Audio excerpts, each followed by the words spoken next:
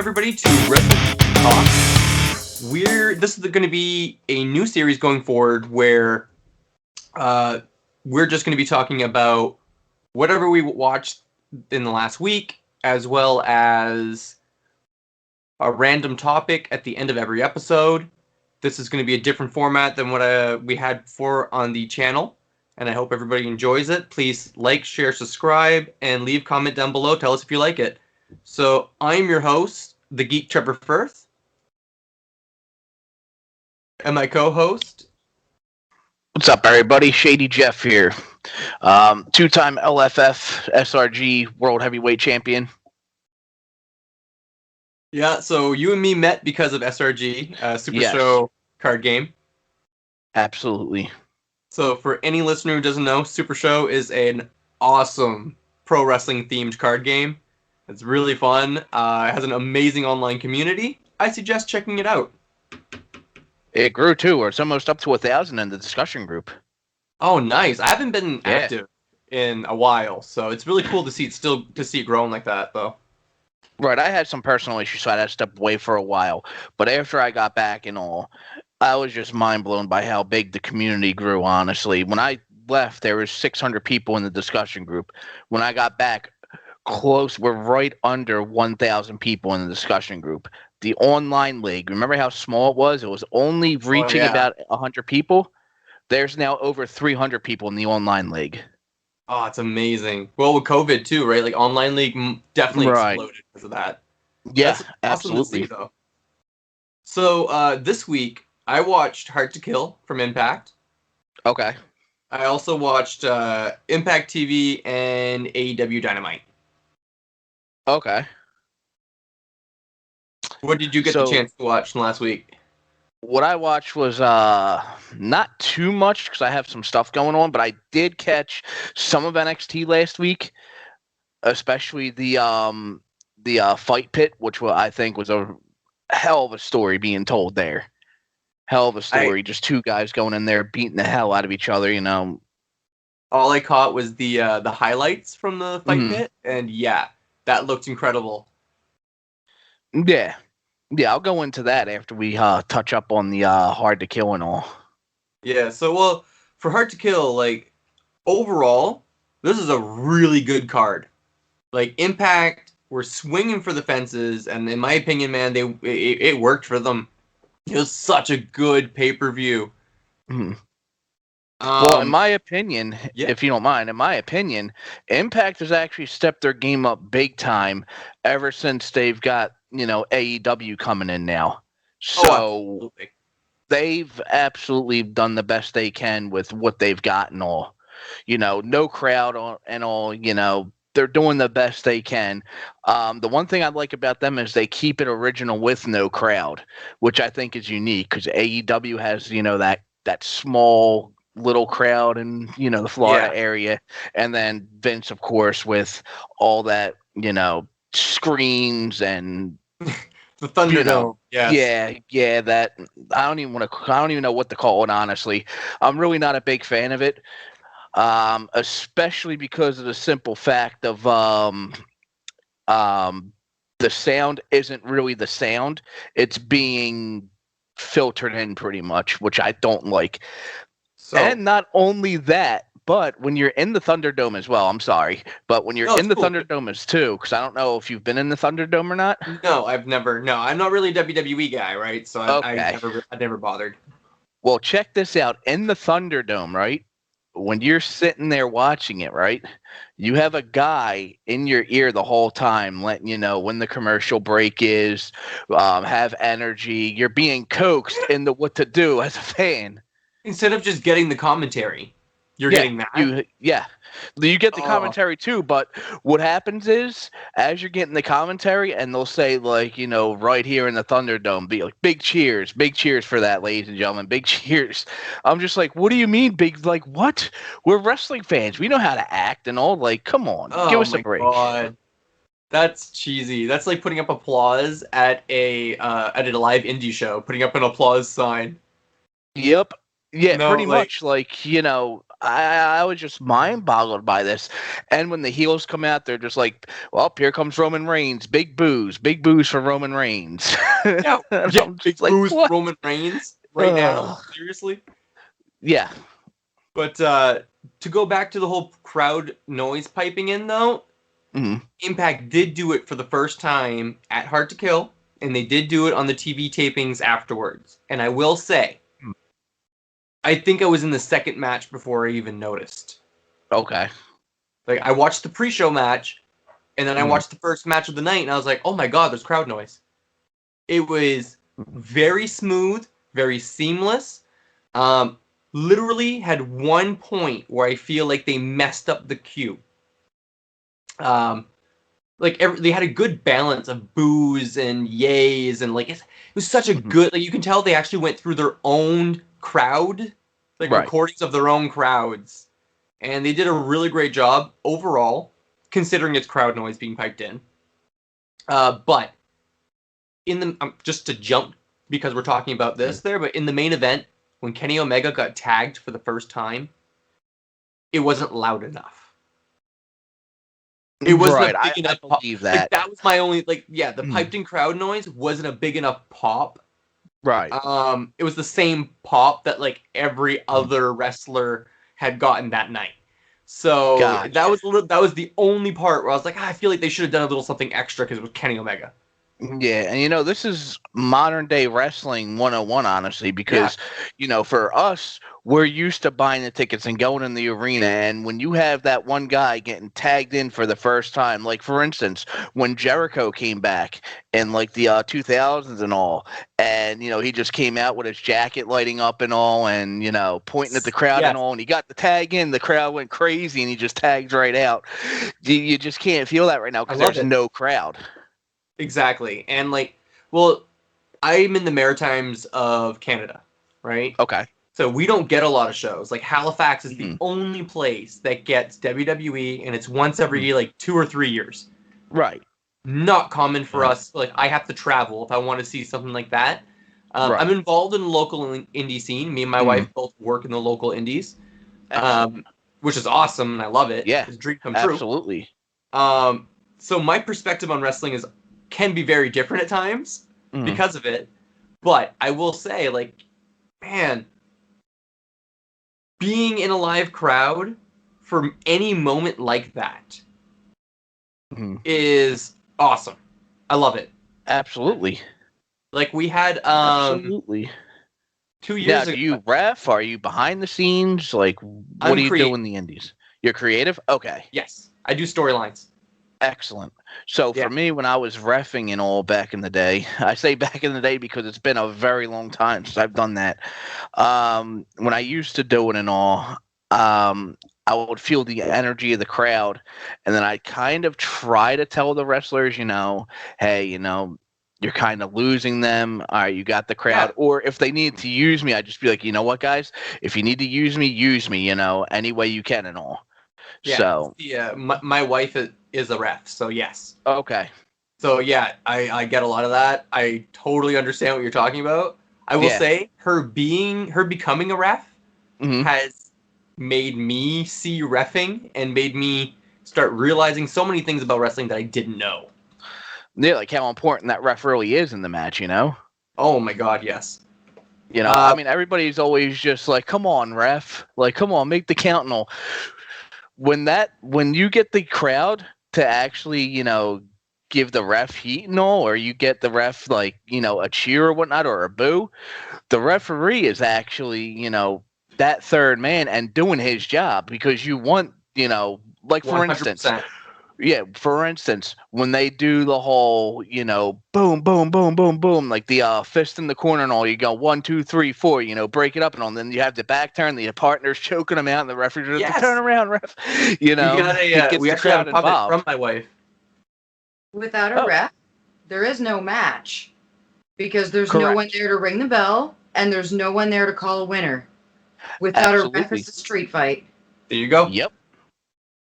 Exactly. Yeah, honestly, what a match is without a referee is pretty much a cage match without the cage.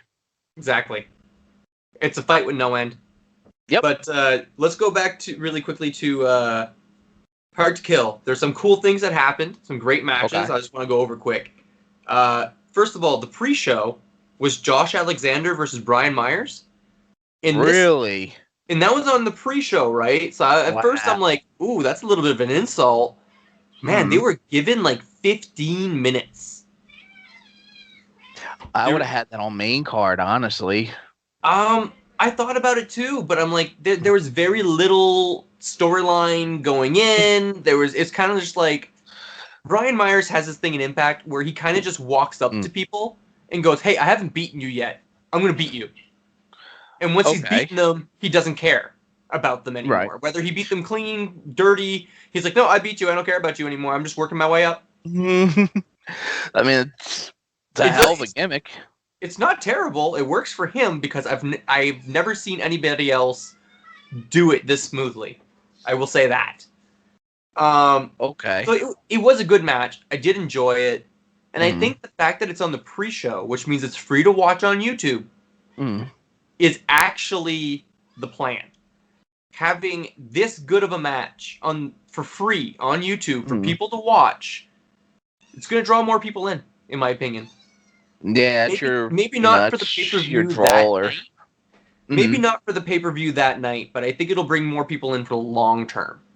Right. Like, for instance, be like, wow, that was awesome. I got to tune in next week to hear, the results and all and see, what Brian Myers is going to do this week. Kind of like, and that's how you get somebody hooked. Boom, right there. All it takes is just one simple little thing, the slightest little thing, and boom, you're hooked. So our first official match of the night was Decay versus, well, first of all, Decay's back together, Rosemary and Crazy Steve. Right, I saw that. Yeah, so they won against Tennille and Caleb with a K, which is Caleb Connolly. Okay. And I will admit, I kind of forgot Caleb with a K was Caleb Connolly until I saw him wrestle, and I'm like, oh, right! Yeah. He's done a good job with that character. For what the character is, he's done a good job with it. So overall, good first match, good feels because you got that old tag team of Steve and Rosemary coming back together. Absolutely. After this, second match was a match that took me by surprise. We got the old school rules match, 6-man tag, Violent by Design versus Cousin Jake, Tommy Dreamer, and Rhino. So pretty much ECW with a little bit of a new school kick, kind of. Yeah, well, Violent by Design is Eric Young, this new guy called Joe Dorian, who's a giant beast, and Cody Deaner, who is just Cody Deaner, who was like the yee-hoo Deaner, is now shaved his head, wears the leather jacket, has the ugly ugly pit bull face on. He fits. So it's pretty much a modern day version of Festus, when he was Festus and then turned into Luke Gallows kind of like thing. Yeah. Cody Deaner kind of pulled one of those. Yeah. Okay. And it works. It really works well for him because, I don't know, Cody Deaner is from Ontario, big name up here in Canada, and to see him doing this that swap was really cool. I liked it. Gotcha. But normally when it comes to these kind of matches, they're okay, but I despise Tommy Dreamer at this point. I love the man's legacy. Right. And I give him all the prop and all the respect he deserves. But get out of the ring. You're done. Yeah, I mean, personally, that's how I feel about it. I mean, honestly, you hear Heyman all the time, guys in their 40s, 50s, we don't really need you to perform every single night anymore, let's use you for a promo or to get somebody over real quick, just use you for a small spot. We don't need you full time. Impact uses him as an authority figure, and he does a good job as an authority figure. Especially since he usually takes part in the, let's face it, more traditional Impact wacky storylines. Right. Like Wrestle House. That was great, though. But, Tommy Dreamer only wrestles on pay-per-views now. And I'm like, I don't even want to watch you on a pay-per-view at this point. I mean, this match was good. And I was very pleasantly surprised by how good Dreamer was in this match. But this is the first time in 3 years, literally 3 years, that a Dreamer match has not bored me to the point where I was either tempted to or did play it on like 2x speed. Okay. Probably because it was a tag match too, so he had help in there. Well, it was an old school rule, so it was Tornado, right? So like all 6 guys were just going at it. Right.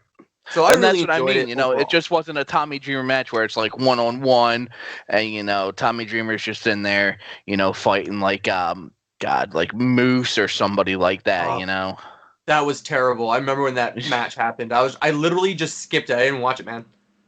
I've been watching Impact since Anthem purchased. Like I've been watching Impact steady since Anthem purchased them. And gotcha. That was the one match where I'm not. I know how good Moose is, but I'm not a big fan of his match style, his work style for the most part. So, and at that point, I was not a fan of Moose yet. Tommy Dreamer, you know, I just told you how I felt. So that match, I was just like, nope, I'm just not doing it. Right. Yeah. Yeah, because it's like, you know, you get the worst of both worlds pretty much, and you know, and that's what wrestling, you know, that's what wrestling's about. You know, sometimes you like people who are out there, sometimes you don't, you know. Yes. But with Dreamer and all, I give the guy so much credit for going out there and all, you know, even though like people might not like his style and all, I still give him credit for going out there because you got to look at it this way, you know. Yeah, he's past his prime. However, he wants to keep performing to the absolute best to his ability, so kudos to the guy, honestly. When used correctly, he can still be entertaining. I will I do admit it, yes. Right. Next match was the Knockouts Tag Team title match where they crowned the new champions. Okay. So they reactivated the Knockouts tag belts. They had the big tournament leading up to this. I wonder if Vince had something to do with that. Well, when they made the Knockouts tag belts and when they announced all this stuff, their women's roster was stacked. Right. The Knockouts division was insane. Yeah, because they had like Gail Kim, they had Tara, they had Kong, they had so many people. Havoc was brand new on the scene and all. Yeah. So people want to see Havoc versus Kong like all the time. But even recently, like when they first announced this tournament, they had still Kylie Ray, Smiley Kylie, who unfortunately we all know had to retire for medical reasons. Right. It is what it is. Wish her the best. That's all that we can do. Absolutely. Taya is now done. Taya Valkyrie's done. Tessa Blanchard had that whole controversial so she's holding done. the belt for ransom. Oh my god, whatever that was. You know, like, and Madison Rayne just retired. And I'm like, that's really? Yeah, this was her That's a huge blow. She announced her retirement at Hard to Kill. Wow. And she's done with Impact, with the company completely. She's going she's just going home to work a different job outside of wrestling. Fair enough. I mean, yeah. You know, I mean, you can only do this for so many, you know, years and all, you know. Absolutely. I mean, the wear and tear on your body, you know. Well, I mean, honestly, good for her to get out of it when, you know, she felt as though it was her time. Yes, not too many people can do that. She had been doing primarily commentary with her husband, Josh Matthews. Okay. And she was doing, like, the whole locker room leader for the women's division. Mm-hmm. So, I mean, like, she had more of a backstage and more of a production role at this point than she did actual in-ring. She did compete in the women's tag tournament, though. Okay. So, I mean, that was her going out. She competed in the tournament. Which, hey, that's enough for her. That's enough for me, man. Yeah, absolutely. You know, and plus she probably left with people wanting to see more too, which is what you want to do. Is you know, you want people to see more out of you on your last hurrah. Yeah. So the match was Kiera Hogan and Tasha Steelz, Fire and Flava versus Havoc and Nevaeh.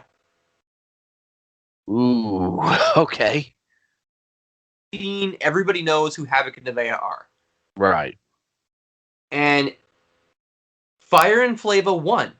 So we got Kiera Hogan and Tasha Steelz who won. And personally, I feel it's the right call because Havoc and Nevaeh already have that lineage of women's tag team champions and so many other promotions. Right. Or and they're just known as it's like the Road Warriors. They're almost like the female Road Warriors. It doesn't matter where they go. It doesn't matter if they win or lose. They are dominant. Everybody knows who they are. Everybody loves them. Yeah. Right. Absolutely. Tasha and Kiera have sacrificed and have bled for Impact. Kiera has been here since Anthem bought it. Right. She came in not being very good, in my opinion. She was decent, but she was and she had obviously potential. And now she's awesome. I absolutely love her. I think she is an amazing heel who still ties into a lot of the classic Mean Girls style stuff without being so tropey about it. Okay. And then you have Tasha Steelz, who was who had a shot at AEW, who was there at Dark, and Impact saw what she could do, realized AEW didn't offer her a contract, and went, "That was dumb," and scooped her up instantly. Right. And that's what happens, That's what happens, Sometimes they just miss the ball on some people, Yeah. Well, I mean, sometimes you can only bring in so many at a time as well, and it happens. Right. But I totally feel like they made the right call by giving these two the first Knockouts titles, tag team titles of the new era. Right. After this, we got Ace Austin coming out, cutting a promo. And he's bitching and complaining, and he's like, I won the X Division Cup again this year. I was on the pre-show, and I'm not even scheduled for a match on Hard to Kill. What the is wrong with you people? And he calls out Scott D'Amore, telling Scott D'Amore to put him into the X Division triple threat match that's coming up next. Really? Yeah. Just interesting. And I love Scott D'Amore as an authority figure for this reason. Comes out and goes, Ace, if you would have come out back into my office and you would have asked me this the right way, you'd be in that title match right now, man. But because you did it this way, I got an opponent. I'm going to give you a different match tonight with an opponent who is always ready. And then Matt Cardona comes out. Nice. And Matt Cardona is awesome. I don't care what anybody says. I don't care people that are former Zack Ryder, WWE stink. The way I see it, man, when you leave WWE, if you want to keep wrestling, you gotta go somewhere.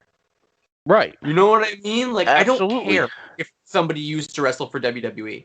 It's are people going to start making it stink when someone leaves AEW and goes to WWE? It's going to happen eventually.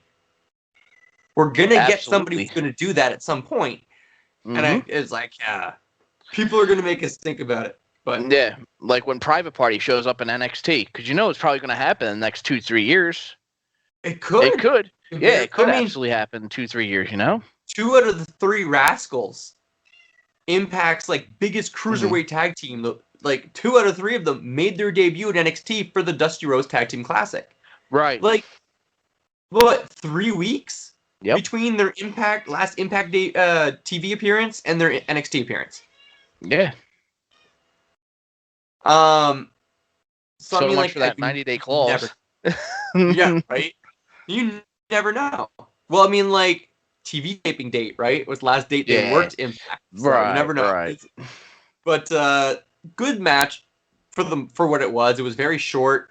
Fulton got involved, and Cardona won by DQ. Fulton just cost Ace the match, and Ace didn't.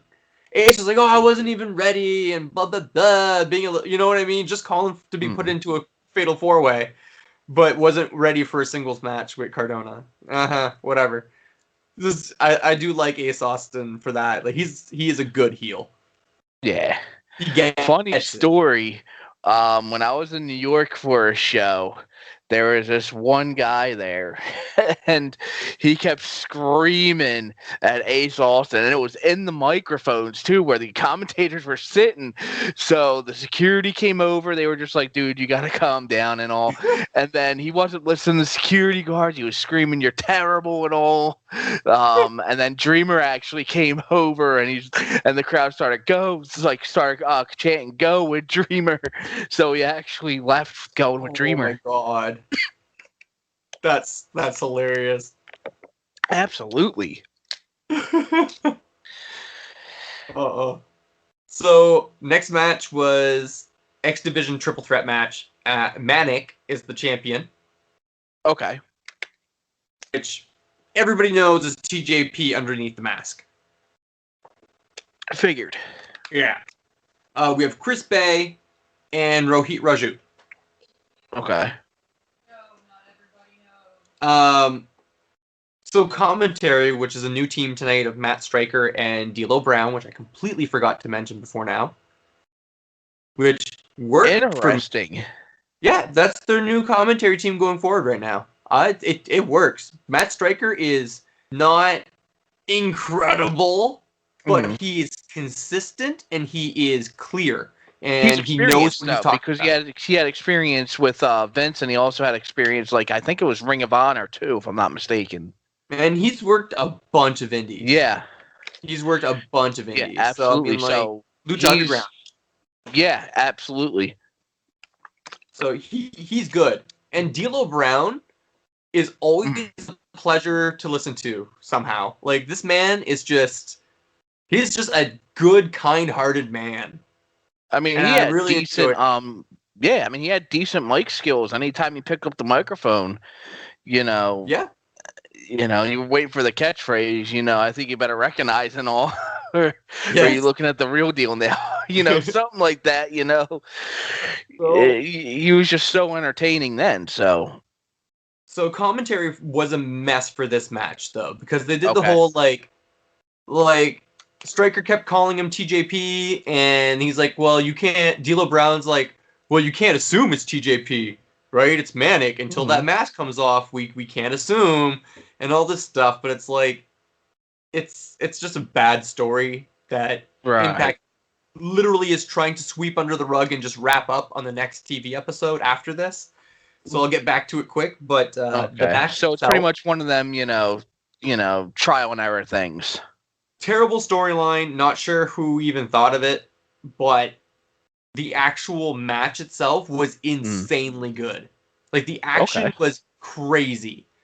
This was not everybody's going to like this, but it was a low-selling, high-speed, multiple near falls triple threat match. So a lot of chain wrestling? No. Lots of big moves. No? Spot wrestling. Okay. Oh, okay. Spot wrestling. Okay. You confused me there for a second when you said, slow pace. I'm like, chain wrestling? Because, slow pace, you want to get the crowd. No, I meant low recovery. Okay. Like, low recovery time. So people are just like, bam, bam, up on their feet all the time. But... So a lot of standing shooting stars, standing moonsaults, stuff. You had a handful of them. They didn't repeat their moves very often. They kept... it's 3 X Division guys that are all known for being high flyers. Let's go there. Honestly, I'm getting tired of the high flying stuff personally, because how many times are you going to see somebody moonsault off the top rope, Yeah, there's that. But this match, I really enjoyed it because the near falls were always broken by the third man. Always broken by... That is cool. And it's a brilliant storytelling detail that makes my God, there were 7 near falls in this match going to, holy crap, guys, there were 7 falls because, like, that third man was always in the way. At some point... It's a good story. Honestly, it's a good story. I loved it. At some point, all 3 guys basically go down. And Manic is on Rohit, barely on him. Rohit kicks out, and it kind of makes him, like, fall onto Chris Bay. And Chris Bay kicks out. You know what I mean? So I was like, oh my God, both of those were really close. And I was like, I was sure they were going to do it at that point. I was like, Rohit's going to kick out. he's going to fall onto Chris Bay and he's going to retain. But no, honestly, I kept going for a little bit after that. It was very well done. At some point, the mask got ripped off, and he was it was like TJP. Yeah, he had face paint on, but you know it was him. Right. Everybody knew it was him. I mean, tattoos and all, visible. Yeah. Wasn't hiding it. After this, we get the Knockouts Championship. Deonna Purrazzo versus Taya Valkyrie. Deonna Purrazzo retains. Okay. At first, we have like Crazy Steve, Rosemary, Kimberly, and Susan. Which Susan is like Su Yung. Right, I know that. Yeah, Su Yung became Susie, who is now Susan. It's like multiple personalities. This one's all business. It's 3 stages of Susie, then, like the 3 faces of Foley, 3 stages of Susie's, pretty much. So yeah. I honestly, I like Su Yung. I don't like any of the rest, personally. I thought the Su Yung Rosemary feud was incredible. I thought they did one hell of a job, honestly. Overall, yeah, it was great. But eventually, all 4 people at ringside all got kicked out. Okay. And in my opinion, that's when the match really started. Right. Because, like, Taya, we all know Taya can work. She's great. And then Deonna is just proving to everybody what she's been saying the entire time she was in NXT, and nobody would listen. Since coming to Impact, man, she's been a good, consistent promo. I think she's had one flop promo, really, since coming to Impact. She's had no flop matches, in my opinion. Even her tag matches have been very good. And, like, she's the virtuoso. She doesn't always win with the same submission move. She just wins with submissions. That's a story right there, you never know how or when I'm going to beat you. I'm just going to beat you. That's a story right there in its own right. Yeah. And the story of the match going in was Taya, the longest reigning Impact Knockout champion of all time, right? And Deonna's like, that's cool. I'll beat you, and then I'll be one step closer to beating that, too. Right. Right, and that's exactly what she did. The, Taya on her stomach, double arm bar, pulling from behind, Taya had to verbally submit. She couldn't tap. Wow. Yeah, it was brutal. It was so good. I love it. Yes. I love good submission wrestling. Yeah, same here. After this, we probably got the most controversial thing of the entire night, which is Karate Man versus Ethan Page. Okay. So, okay. This was very bad. Very amateurish. And, like, if you're familiar with Ethan Page's YouTube stuff, like his own, like, he edits and does everything himself on his YouTube channel. Okay. And, like, the stuff's impressive. He's gotten pretty good over the years. You know what I mean? Like, but he sent in a bunch of footage to Impact for this. And there's stories. People at him, like, this was his last hurrah. He's done. Like, he's done at Impact. His contract is up, right? So there's stories saying that Ethan Page absolutely wanted to do Karate Man in Impact and push it because that's his big plan for the indie scenes going forward. So he wants to get it on TV before going to the indies. I don't think he's going to the indies, so whatever. Okay. And then you have what Ethan Page is saying, it's that Don Callis practically begged him to use Karate Man.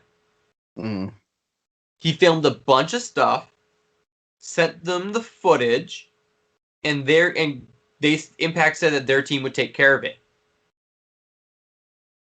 Okay. They wouldn't let him see it. He's claiming they wouldn't let him see it.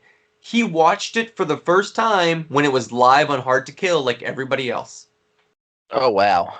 So he's claiming that Impact is purposely trying to sabotage his last on-screen appearance.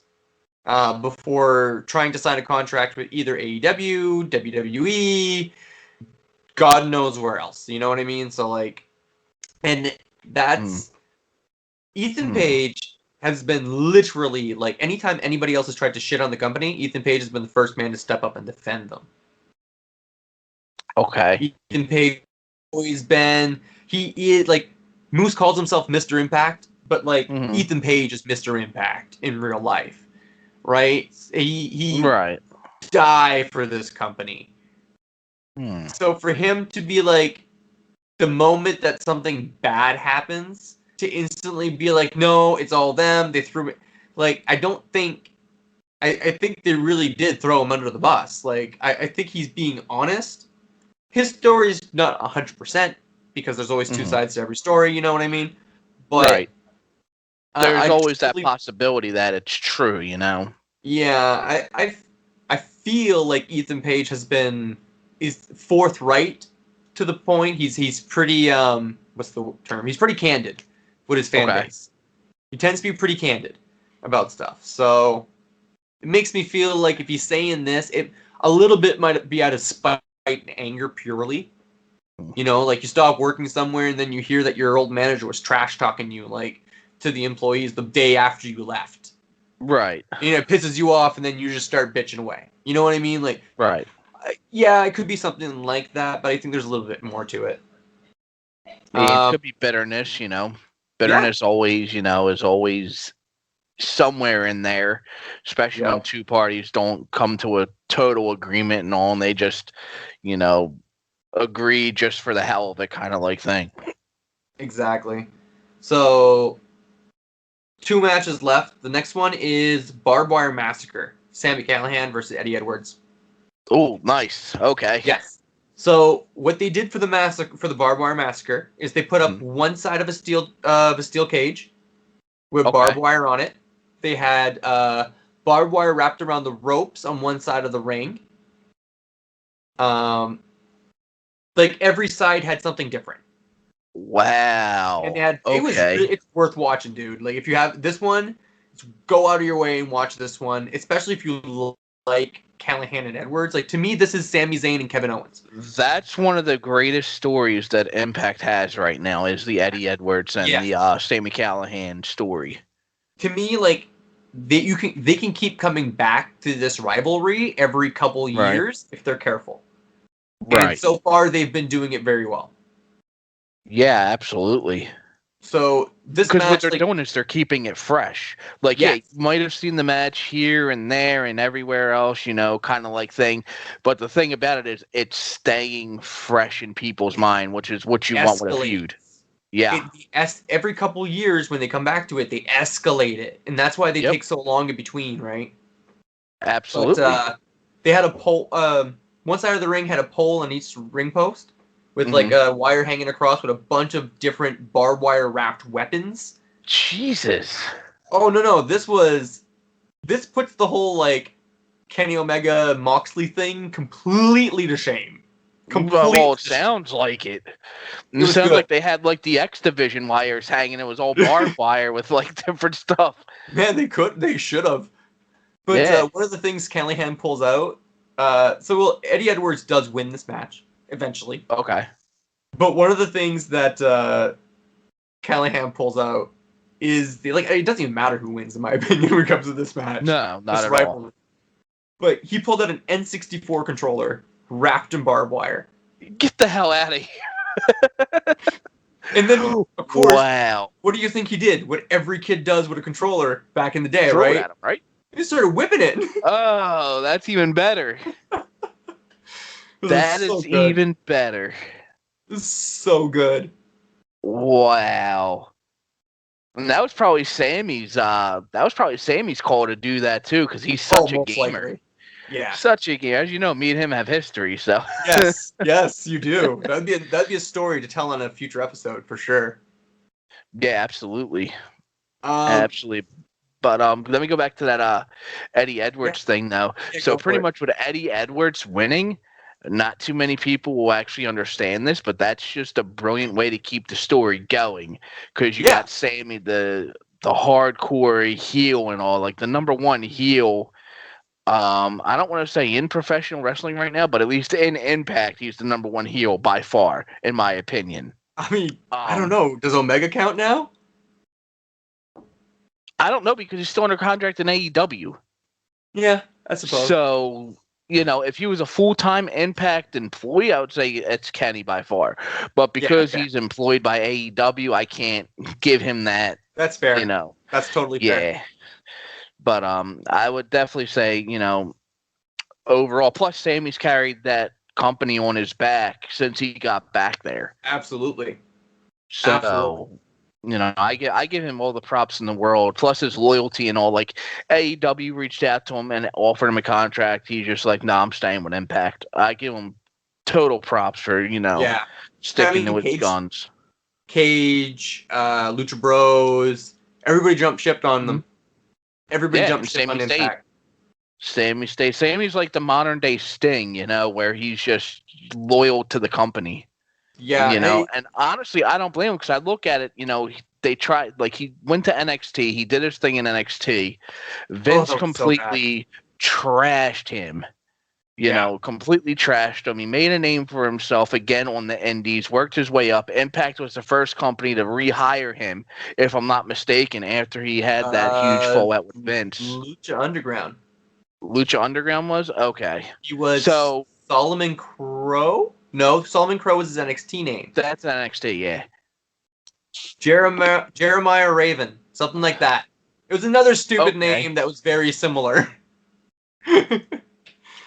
But yeah. But, as I'm saying, though, Impact was the one that just said, you know what? We're all in with you.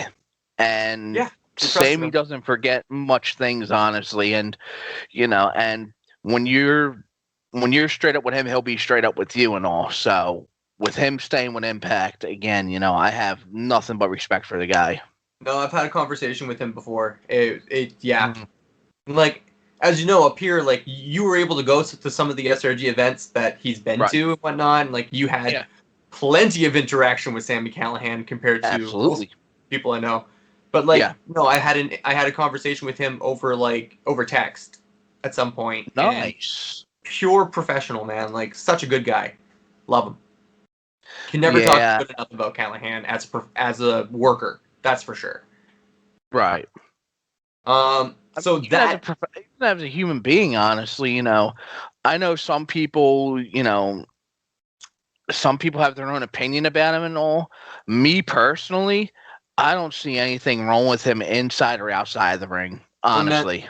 The way I see it, if people tell you that I'm an asshole and I'm a jerk, and other people tell you that I'm the most loyal, kindest guy you've ever met, believe them both, because it probably depends on how they were with me. Right. You know what I mean? So, like, somebody tells you I was an ass, like, yeah. When I'm an ass, I'm an ass. Like, I go 100% either way. So it also depends on the day you're having too. That's true. I have my wife yelling "I love you" from the other room after I said that. So that was the pre-main event. All right. And somehow the main event was better. Well, I mean, Kenny Omega's in it, so yes. So the main event was supposed to be Rich Swann and Motor City Machine Guns, which would have been incredible. But I think this was actually better. Alex Shelley could not compete. I don't really have any information as to why. I'm not sure. I don't think it's COVID related, but there's a reason why he couldn't be there. He couldn't be there, and he couldn't be at the tapings. Wonder if it's a undisclosed injury. That's what I'm thinking. Could be, just an injury that happened during, workouts or, I mean, Alex Shelley got back from a pretty bad one, a year ago? Not even? Right. Was it Hard to Kill last year? No, not Hard to Kill when they came back. It was like Slammiversary or something. Yeah, something like that. I forget which pay-per-view it was myself, but he was out for 6 months to a year? Yes, at least. Yeah. At least a year. So we got Rich Swann, the Impact World Champion, with Chris Sabin and Moose. Okay, I guess they put Moose in there to, to work with Gallows. Had the two big guys in there, and it was good, which would make sense. Here's the main thing: Rich Swann is with Scott D'Amore, and he's like Moose. I don't trust Moose. Nobody can trust Moose, right? Scott D'Amore goes, look, man, there's one thing that is more important to Moose than anything else in the world.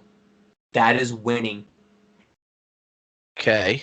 And Moose says it when he gets in their locker room. Chris Sabin, Rich Swann are all up in his face, and they're like, can we really trust you? Blah, blah, blah, all this shit. And Moose is like, look, Kenny Omega is a champion from another company who is coming into Impact Wrestling and treating our world title like shit. You are the Impact Wrestling World Champion. You are Chris Sabin. You have been here since day one. I am Mr. Impact Wrestling. I win. So I will go 100% tonight. That's all you need to know. And man, did he ever. Moose was doing moves. Moose has dropped about 20 to 30 pounds recently. And it's so he could do some of the moves that he did tonight. The man did standing moonsault. What? Wait a minute. The same guy that was, feuding with Van Dam and Sabu a few months ago, or like months back? Yep. Did a standing moonsault. Wow. On Carl Anderson, I believe. It's impressive. I tell you what, his stock just went up tenfold, easily. No, man. After this match, people are just like, a lot of people knew, especially like people online, like reviewers and stuff like that, and reporters. A lot of people knew Moose is like getting there, right?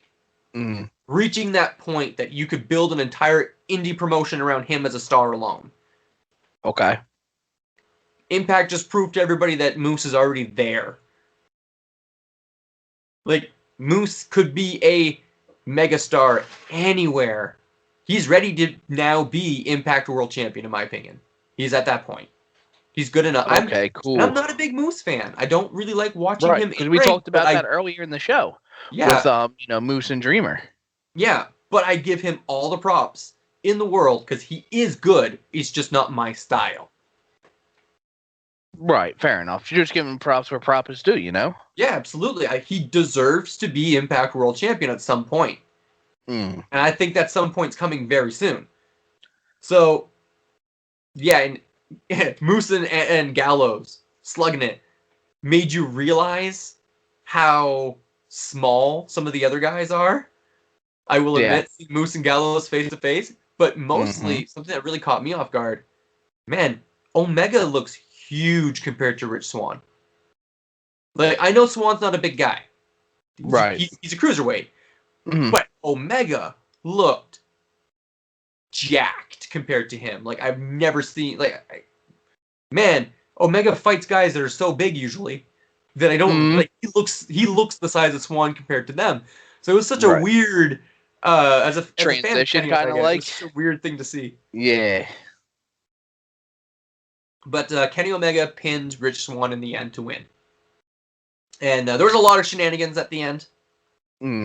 Which is why they won. I'm sure Don Callis had a nice little thing involved. Always. But this is good, man, because, I really enjoyed the pay-per-view. I think it was crazy awesome. Right. And going in, pay-per-view, I went into a little detail about every single match. TV, we're not going to do every single match, every single segment. Mostly, I'm just going to, fly through this Impact TV taping saying how it relates. Okay. But, it opens with a promo with Don Callis saying that him and Omega are taking some time off from Impact. So he's focusing on Dynamite. So Callis is going to be on Dynamite, right? For the next couple of weeks. And that's fine. Kenny Omega shouldn't be on Impact for a little while. Yeah, you don't need Kenny, there every single week because it's going to get stale. You don't want something like that getting stale.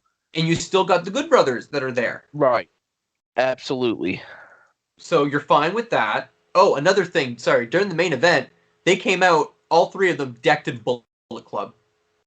Yeah, I saw that. That I definitely saw. 2 sweets and I everywhere. know Tonga had a few words for them. That was good though. I liked it. I was like, man, this is gonna be a really pissed off Tama Tonga. I love it. Yep. Oh boy, was he ever. Also at the TV taping, we got a little segment where we saw Rich Swann being interviewed after the pay-per-view. Okay. And Moose comes in, wrecking him. Okay. Being like, man, you got pinned. You're the world champion. You messed up. You dropped the ball. You failed Impact Wrestling. All this stuff, like, really beating him down while holding the white strap TNA title, right? In his hands, being like, this title's worth more than your title, and blah blah blah blah blah, and all this stuff. And he's like, I'm fed up of having someone like you as champion. I'm coming for what's mine, and he leaves. I mean, that's a great story right there. Yeah, Moose gave his all at that pay-per-view, and Rich Swann is the one who got pinned. Their champion got pinned. Yep, but again, keep the story going, keep the story fresh. So first match is Rhino versus Eric Young, keeping the whole like ECW originals versus Deadly by Design going. Right. Which they win because Eric Young wins when he low blows Rhino while the ref is in the corner. They do like a ref corner bump. Rhino's behind Eric Young, so Eric Young just lifts his leg up, kicks Rhino with the balls, and gets a pin. But the big story is after the match, Joe Dorian, the new guy, comes in and destroys Rhino's knee. Really? Like, the storyline is like, okay, Rhino's taking time off. Like, it looked like this is going to be type of injury to write him off. Okay. Cool. Hopefully, when he can come back, when Heath Miller gets back from injury, and then they can continue their tag team title storyline that they were doing. Because other than that, like, Cousin Jake is going to keep going against Deadly by Design because of Cody Deaner, and other than that, I'm not sure where else this could go. Honestly, I'd have, after that attack, and I've seen it before happen too, where, guy would get attacked and he comes back, get a huge pop, and then he turns instantly, makes that heel turn. So I'm thinking they might do that with Rhino and Miller once they get back. They could. Rhino has a Call Your Shot trophy. Which means he could challenge for any title, but he technically claimed it for the tag titles to get Heath Miller the job at Impact. So he can't claim it for another title because it's already claimed, but Heath is injured, so it's just like this big mess right now. And it's it's a real life injury, so it happens. There's nothing you can do about it. Right. So didn't they have something like that too in WWF, or not in WWF, but in Vince's product when Heath and Rhino were a tag team before and they lost, and I think Rhino was fired, so Heath had to win a match in order to get Rhino hired. Heath didn't have a job after the brand split. He never got drafted. Oh yeah, that's right. So Rhino had to win the match. So it's like Rhino's always carrying him. They are put in the first SmackDown Tag Team Title tournament, and if they didn't win the tournament, Heath wasn't getting a job. Right. So it's either be the first champions or you don't have a job. So they were the first SmackDown Tag Champs, which it was good. Everybody wanted them to win. It was feel good. I enjoyed it. Yeah. So then Rhino getting written off TV for a little while. Cool. After this, we get a good in-ring promo. The Good Brothers come out to gloat, right? Okay. Chris Sabin comes out saying, like, they want a rematch. He wants his title rematch because they never lost the belts. They were stripped because Alex Shelley was injured. Okay. They're like, okay, well, Shelley's not ready, so who's your partner? What are you going to do, right? James Storm came out. And, like... Wow. I was like, man, you got half of two of the best Impact Tag Team champions of all time.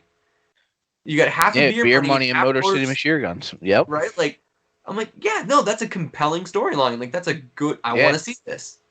Absolutely. So they come down to the ring. They're making their case, saying that they should have a title. Like James Storm's like, hell yeah, I'll replace Shelley. We can do this. Me and Sabin will win the belts, right? And then Matt Hardy's music hit. Oh, a Private Party, so nice. Matt Hardy comes out with Private Party, and yeah, he's doing the big he does the whole talk of like, I built Impact Wrestling. I carried it on my back. He's like, and if you want to get technical about losing the tag team titles, me and my brother lost them in a stupid teleportation angle.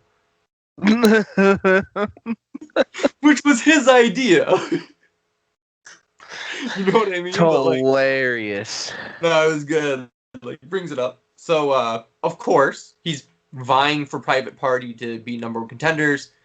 Good Brothers being smart go, okay, you guys face you guys in the main event, number one contendership match. Nice. And I'm like, hell yeah, man. We got James Storm back, and we got Private Party and Matt Hardy on Impact. That's yes. Yeah. Love it. We got a bunch of weird backstage segments throughout the show with Fire and Flava, trying to invite people to their festival next week, or it's going to be like a sellout championship celebration thing. It's going to be next week. They're inviting people. Nobody really wants to go. Brian Myers walks by. They mention something. Or no, sorry. Falaba walks by. They say something. They mention something to him.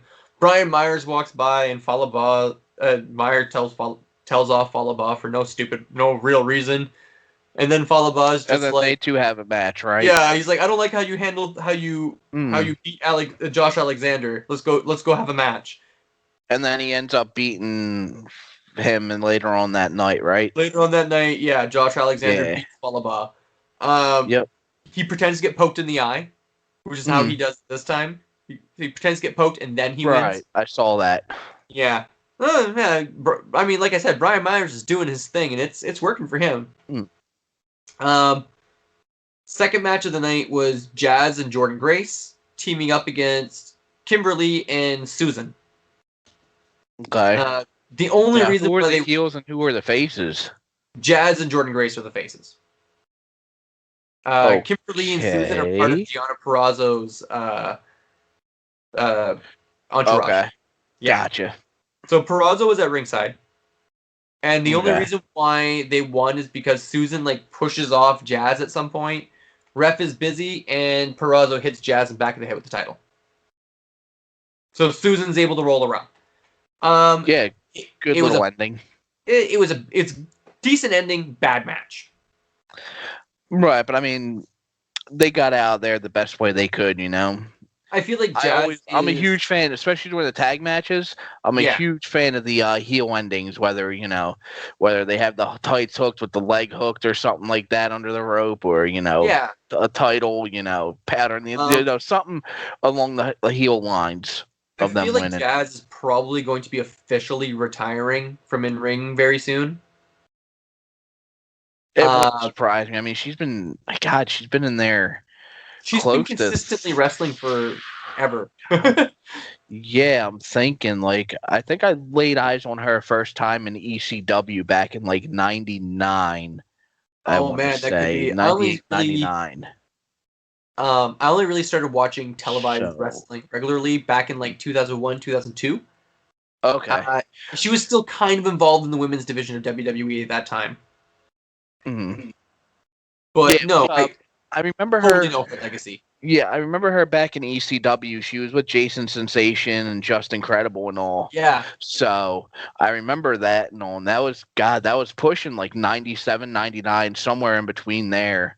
So she's been in the business for years on end. Good for her, So, but if this leads to Jazz, if that title to the back of the head leads to Jazz challenging Deonna for the title, and that being Jazz's retirement, 100% all for that. Yeah, that'd be a good story. I don't think Jazz can have another title run, personally. That'd be like giving Goldberg the belt. But we're not going to talk about that. Yep. We're definitely not going to talk about that. But overall, like I really like the match is bad, but overall, I hope that's what happens with the storyline. I mean, honestly, I can't even believe he's in the title picture right now again for no reason whatsoever. Yeah. We got a backstage segment where recently Johnny Bravo was shot. And Tommy Dreamer and AC Romero have been trying to figure out who did it. It's a whodunit. Classic Clue. Unbelievable. It's one of those stupid Impact storylines that they always put Dreamer in charge of. Right. But anyway, they're wrapping it up very quickly. It was Taya. Taya shot Johnny Bravo because he's a useless piece of... Okay. Fair He's enough. useless, and she was trying to save Rosemary from being married to this useless turd for the rest of her life. That's the excuse. Okay. The highlight of this is when she was being dragged off by security. Instead of cops? Okay. Well, security guards were like escorting her out of the building or whatever. Okay. But I forget who was with AC and Dreamer, but that person asked us like, man, where do you think they're going to bring her? And Dreamer had a great line here. He goes, if they're lucky, Jacksonville State. If not, Stanford Penitentiary, 2-3 years. That place changes you, man. You never come out the same. Wow. Wow. That was good. Yep. And then you have AC in the back goes, man, I hope it's not Baltimore. That's a random little shot at ROH, just sitting in the background there. I'm like, that's cool. So that it ended really funny at least. So you know what? I'll give them that. They had a good line. After this, we got the weekly paid promotions with Tony Schiavone and Tony Khan. Oh. So I've been loving these. Every week, Tony Khan comes on Impact TV saying he paid for airtime, being like, yes, I am Tony Khan. I am the amazing one that have decided to grace Impact with some money so that you guys can actually keep your ragtag wrestling promotion going. Wow. He doesn't get so you have all these great athletes and all, and then you have Tony Khan coming in and just be like, yep, the reason why you're on air is because of me throwing some money around. That's brilliant. The heeliest of brilliant. I love it. It was so good. And he's always got Tony Schiavone with him. But this week, Schiavone and Khan weren't at the same place. Schiavone's back at the AEW headquarters, like he normally is, but Khan reveals that he's standing with Jerry Lynn and that they're backstage at Impact Wrestling. Okay. Huh. So, during the main event, they go out and sit at ringside. We'll come back to that very soon. Wow. Okay. We get a little in-ring promo about Swan and Moose. Swan officially giving Moose a title shot. Moose is just like, well, Swan's like, let's do this right here and now. Yeah, and then Moose is like, on my time. Yeah. He's like, you might be the champion, but we're going to do this on my time. But I like that about class to keep the story going. Yeah. I love it. I Especially like how on the heel end too, you know. Challenger. The challenger is just like, nah.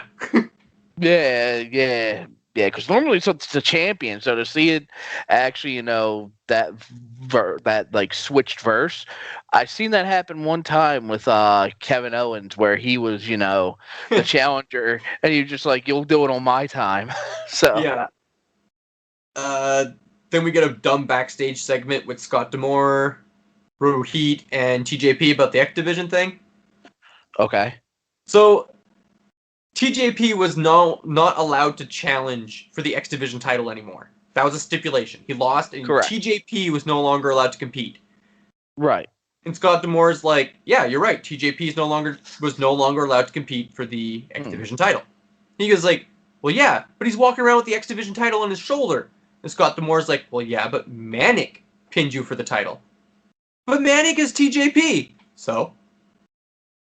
Scott D'Amore's answer is basically he's just, So, yeah, you unmasked him. We saw it's TJP. We can't strip the title. He's already won it. As long as he keeps defending it under the name of Manic and not the name of TJP, you got no claim. And I'm like, that's interesting.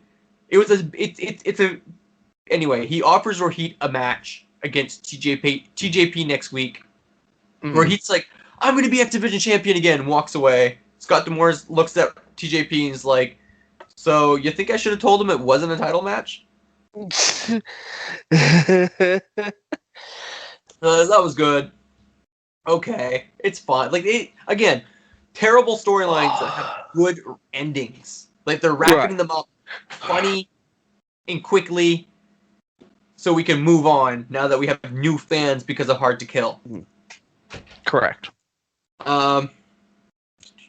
After this, we got the Brian Myers and Falaba match we already talked about. Right. Ace Austin promo talking trash about Josh Alexander, who was on the pre-show. Okay. Alexander shows up, starts a fight. Fulton holds Alexander down. Ace starts beating into him. So, of course, Cardona makes the save. And so now, next week, we're going to have Cardona and Josh Alexander teaming up to face Ace Austin. And Fulton. Yeah, okay, cool. It's going somewhere. In my opinion, this should end in a one-on-one between Ace Austin and Matt Cardona, and Austin should win clean.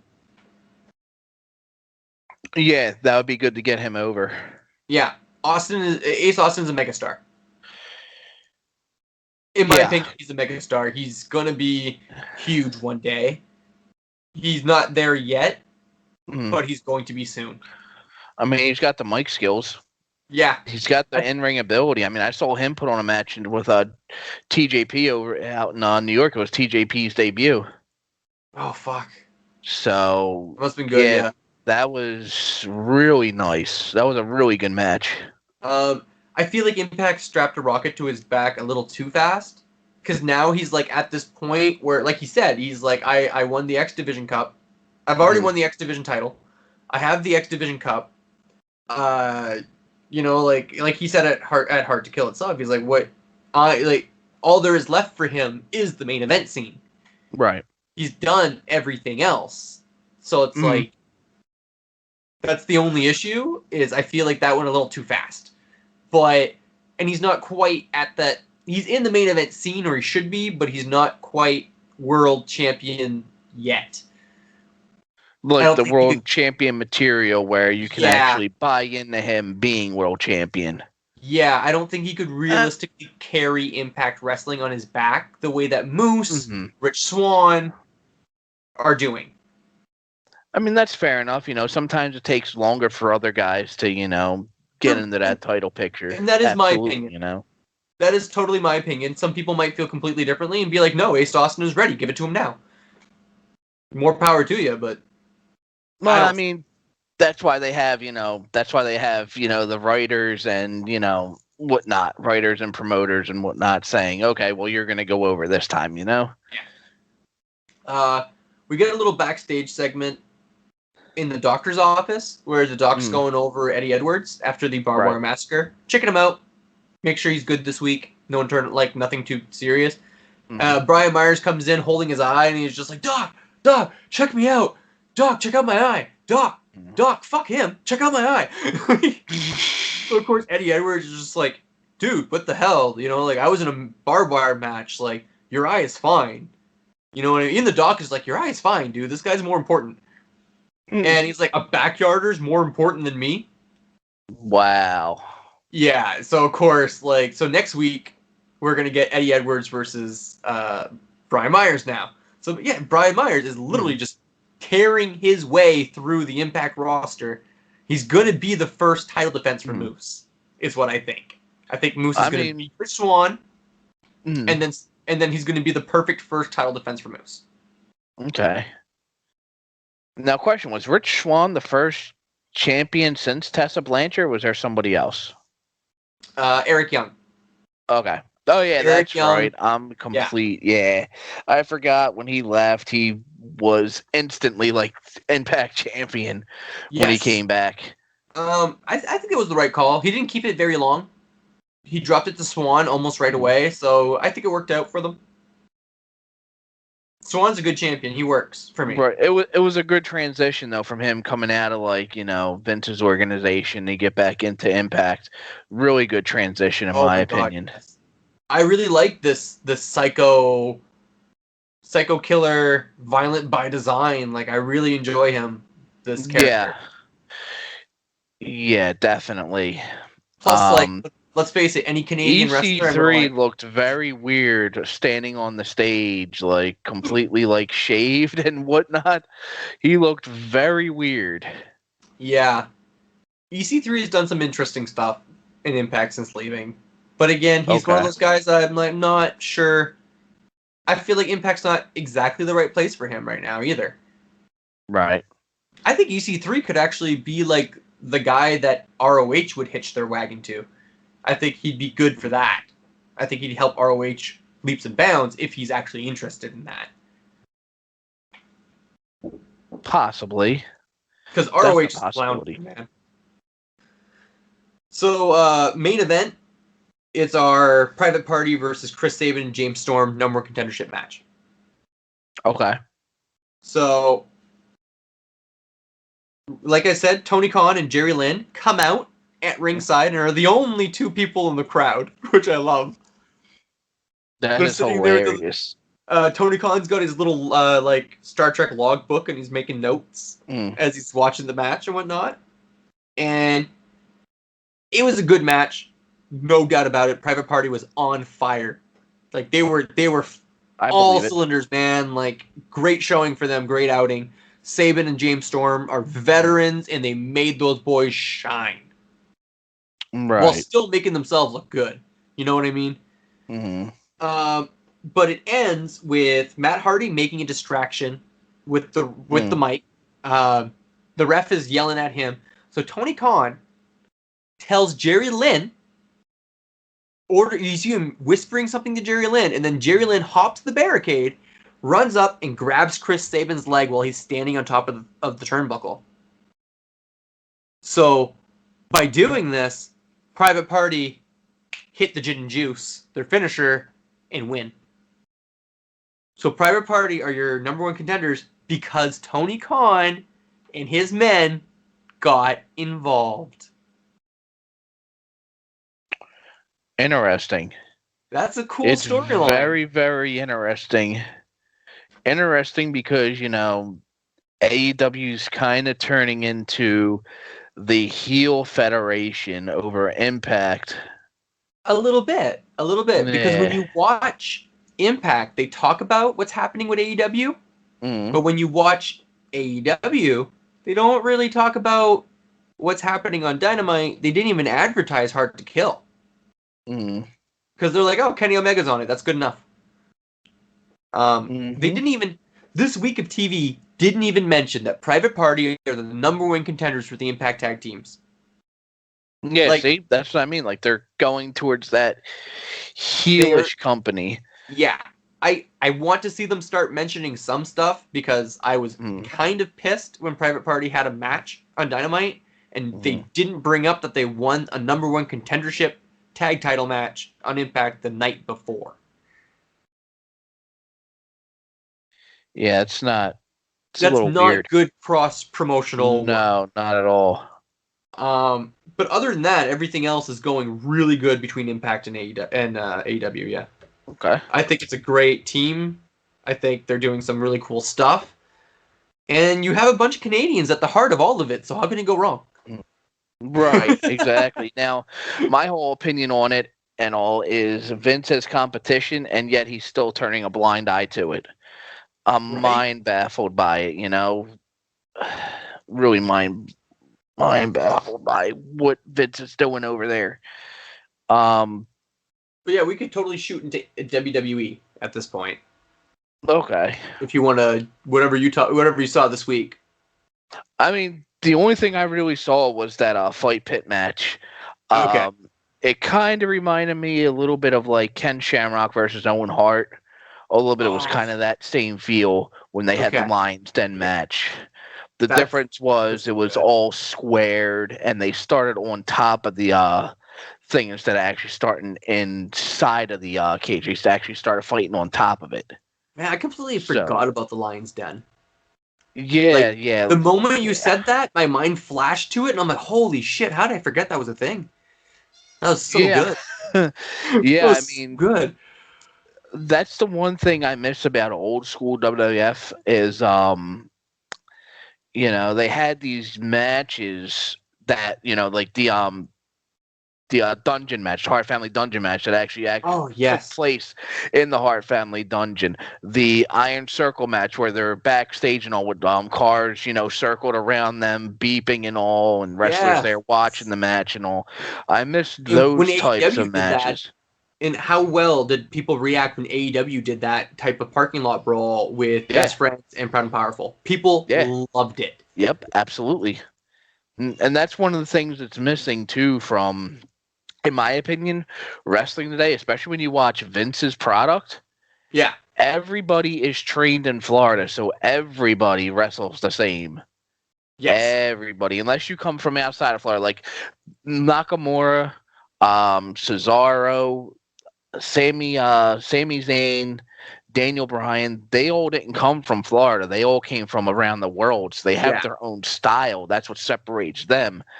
But ultimately, Rollins, Reigns, they all just have the same thing. Yep.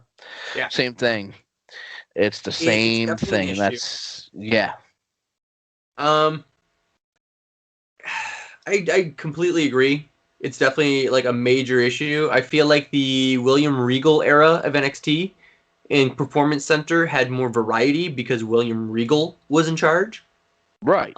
Personally, like Regal just he's one of those guys who I have too much respect for at this point. Like I don't think William Regal could ever do anything wrong.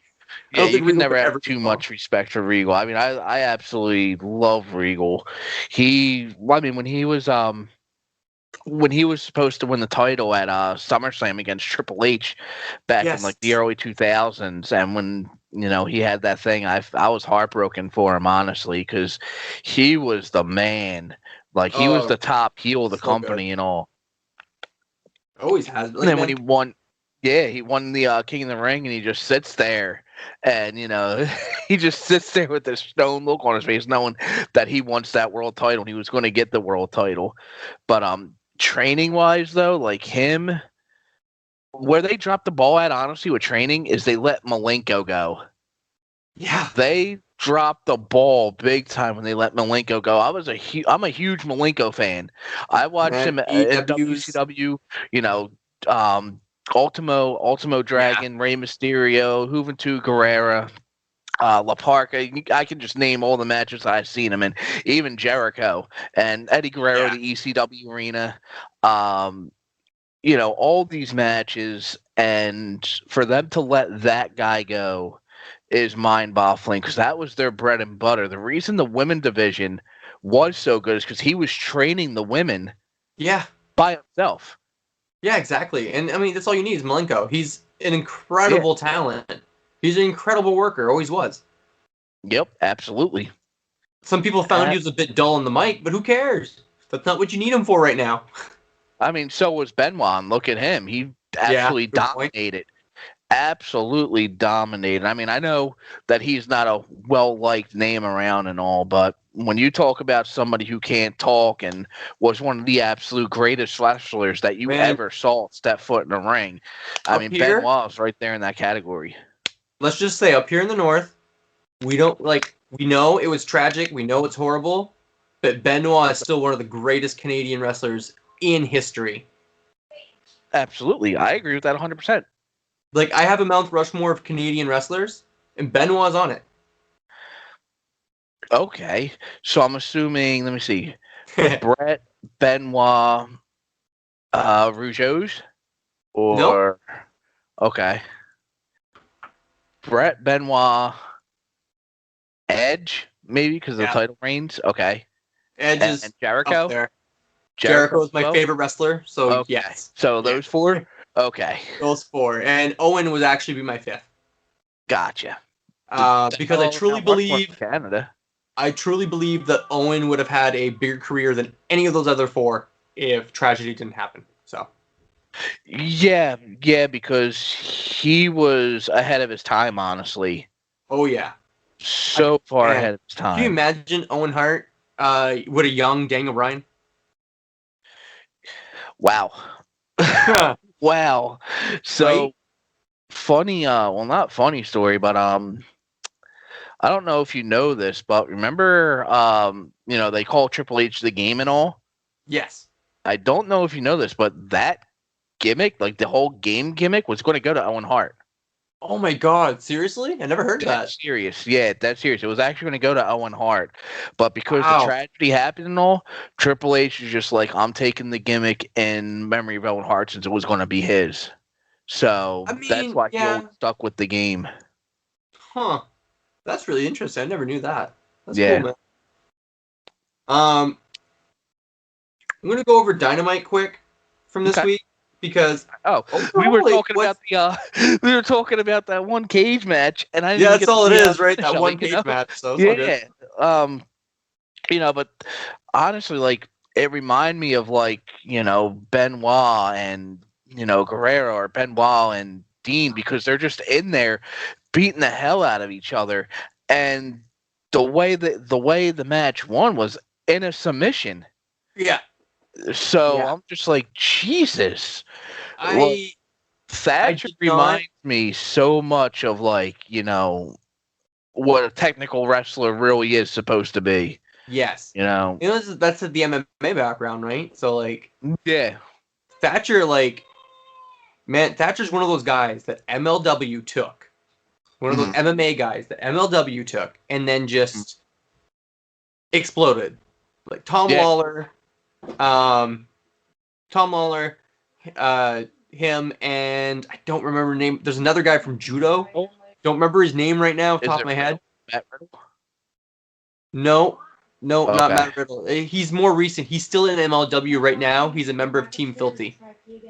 I don't remember his name off the top of my head, and I feel bad for it. His name off. Yeah, I can't think of it either. Probably people in the comment section will tell us, you guys are idiots. Here's who it is, I'm not big on MLW. I just watch them when I have time, so. Fair enough. But for Dynamite this week, it was not a very good episode. This was probably the worst episode of Dynamite we've had in months. Is it me, or has the whole atmosphere of AEW changed since the passing of Brody Lee? I just feel there's this weird. There's a little bit of a weird feeling, mostly because Dark Order went from being the biggest heels in the company to the biggest faces in the company. To the biggest faces, and they're adjusting. You can tell they're definitely adjusting to that. But it opens up with a birthday segment for -1. Mm-hmm. And he ends up beating on them all with his kendo stick because his birthday was 3 days before this. Yeah. Which was great. We have a little match between Silver, Reynolds, Cabana, and Hangman. All team up against Chaos Theory, which is Serpentico and Luther, and TH2. So yeah, I saw bits and pieces of that match. Yeah. That was a good, fun, short match. I really enjoyed it. There was no I think there's one little botch, kinda, not even. A little miscue. But who cares? It was good overall. Page would have said yes, honestly. Him saying no still bothers me a lot. I like Silver on his knees, if he was going to propose to him. Silver's great, man. That guy is I love John Silver. I watched his indie stuff just recently. He was in the match with Jordan Grace. Yeah. Oh man, those two are incredible when they work together. Silver and Grace are awesome, but Silver's he gets it, man. He just knows. He's a comic gold. He's comic gold. He just gets it. And I love comedy wrestling personally, and he does comedy wrestling while still being a legit threat of a powerhouse. Right. That F10 of his or whatever. Hey, he chucks you, man. Yeah. He throws you. Like, you expect Wardlow to do that shit, not him. Right. But I love it. And it ends with this cool little triple move maneuver there with the buckshot lariat with Silver doing the a German suplex, and then you got Reynolds doing the jackknife cover at the end. Yeah, that was really nice. That was smooth. They did that pretty smooth. Yeah. So that was a good match. Unfortunately, Hangman says no. We'll see where the story keeps going. Next, we get Sting that comes out to talk to Darby Allin to congratulate him on winning the TNT title against Cody, even though he's already had a title defense. This was just... It was just an excuse I don't understand that. I really don't understand that at all when he faced, Brian Cage the week before and... he took that sick-ass bump through the table. My God, that bump was insane. I've gone through a bunch of insane things, actually. Like, he got tossed. I forget where it was. It was somewhere in the Indies, I think. He got, tossed over the top rope, and he lands, a jackknife position on the guardrail. Like, his legs were just oh, my God. Yeah, it's ridiculous. Man, I would be cringing in the crowd if I saw that, because I'd be like, oh, my God, he's dead. Now I'm watching the video. I'm just like, how the hell is he able to just, move just a tiny bit or even breathe? Wow. But this is all just an excuse to get Taz on screen and get Sting in the ring so they could do... It sounds like they're going to do a Team Taz versus Sting and Darby Allin street fight. Yeah, I'm not... They didn't say anything outright. It was very much all teased, so we'll see where that goes. But at this point, I'm like, either make Sting wrestle or don't. Right. I mean, they're still outnumbered. I think, what is it, 4-2? It's like everybody. Yeah. So what are you gonna do? You're gonna have the outsiders come out for one, for one appearance and all to help Sting, or are you gonna have, what are you gonna do? I've heard a few people online saying if they did an actual cinematic street fight with Darby Allin and Sting versus Taz and Brian Cage. Right, that's what I was thinking they were going to do. You could get some cool stuff. That could be really fun. I mean, cinematic means that Taz and Sting don't need to worry too much either, so that could be really fun. Especially Taz because of that neck, He's had a bad neck for years. Yeah, there's a reason why he never got back in the ring. Yeah. Yep. I mean, I think he was a little... Right, he loves getting in the ring and all, but I think he was a little, petrified of going in there for the one-night stand thing when he went in there with Angle to slap the Taz mission on Angle. I think he was a little, I think he just held him there, too. I don't even think he hit the mat, or if he did hit the mat, he only held it for a few seconds. I remember watching that, and there was a lot of hesitation. Yeah. When you rewatch that, you see the hesitation on Taz. You see the uneasiness. He never used to be like that because he used to go right in there. The tail would come off the head, and he'd hook them right away. T-bone Taz flex, German Taz flex, you know, and then right into the Taz mission for a tap out. Next little thing we got was the recorded segment of the Bucks going to Kenny Omega's house. I was confused on that segment. Okay, well. Very confused on that segment. The Bucks come in, they're looking for Omega. Nakazawa is apparently Omega's secretary now. And then, they found this oil painting of Kenny and Don Callis. Yeah. In jeans, no shirt, all ripped. I loved it. Yep. It's so bad. And what happens is, okay, from what I understood, anyway, from when I watched it, was the Bucks are looking for Kenny. Don Callis is there. They get in Callis' face because of the whole thing with the Good Brothers at last week's main event. Good Brothers came out instead of them. And Callis tries to give some bullshit excuse. Bucks aren't having any of it. He tries to bribe them and pay them off, telling them to leave Kenny alone because they're dragging Kenny down. Right. They're a weight on Kenny. And I love this line. They're like, man, we know where you work. These are probably going to bounce. We used to work there. Yeah, that's hilarious. I remember seeing that. And it fades to black, and it's implied that the Bucks beat up Don Callis. And I'm like, I look at that as either, I look at that as one of two ways. One, they either attacked him or they were attacked since they weren't on AEW or not on Impact. I mean, since the Bucks weren't on Impact. Well, the Bucks haven't been involved in that storyline at all yet, but not on that end anyway, not on the Impact end.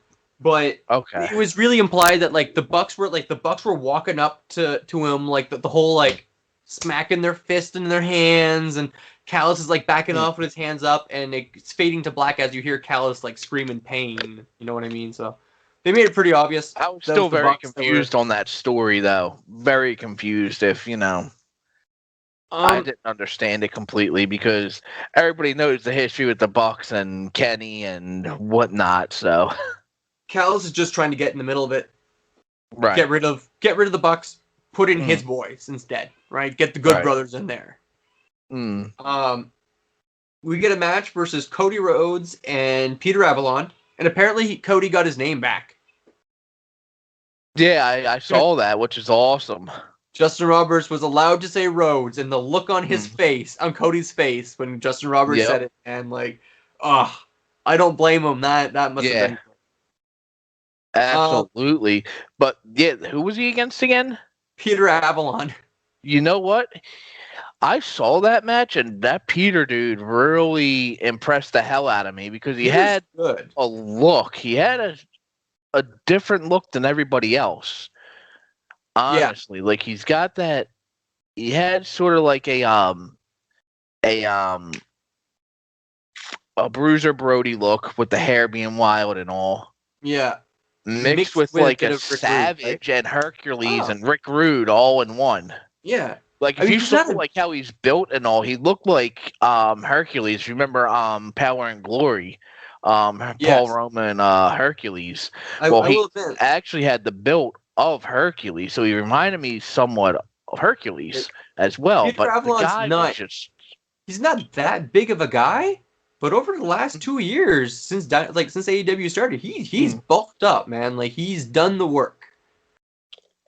Unfortunately, though, I don't think this was a very good match. Mostly just the storytelling was weird. They were a little all over the place. There was one or two botches. You have Jade Cargill coming out. Like Cody would have won this instantly because he's just crossroads. But then Jade Cargill comes out and Cody doesn't get the pin because of that, because she interferes. Okay, whatever. So they go on for a little bit longer. That unless they're trying to, bring back that storyline with her and Brandy. Well, Brandy's pregnant now, so she's waiting for a new opponent, and I guess she's in a rivalry with Cody instead now. I don't know. It's a little messy. Sense. Yeah, that Brandy getting pregnant kind of muddied it up, and it's just like they don't know what to do anymore. You can tell. Match wasn't great, like I said, though. I didn't really like. Avalon's good, Cody's good, but it just was an off night for them. We get a backstage interview with Jungle Boy and Dax Hardwood. Okay, I mean, in my opinion, if you don't mind going back to that with the Cody match, absolutely, yeah. I actually liked it because, the one guy, that Peter dude, did shine, in my opinion. Yes, he did shine. Like Cody pretty much put him over, in my opinion, and I think Peter has a bright future, honestly. Yeah, well, Peter Avalon and Brandon Cutler had the whole storyline of. They were both the biggest losers in AEW. They were getting close to the end of 2020, and neither one of them had a win yet. They had tried becoming a tag team, and again, no wins. They even did the facing each other, and then it ended in a count out and a double count out one time, and they did all sorts of stuff to keep it going. But eventually, Cutler won. But since that, Avalon and Cutler have both been on a tear. Like Avalon has gone 6-0 in a row. Okay. Before this match with Cody, he won his last 6 matches in a row. And wow. Cutler is the last 8 matches in a row. So, those two guys had that huge year-long storyline of losing, and now they're putting together wins. And Avalon, who's I'm doing better, and I'm doing better, and I deserve to challenge better. Well, now he did. get that challenge. You've been asking for it, you got it, but Avalon wasn't quite ready for it yet.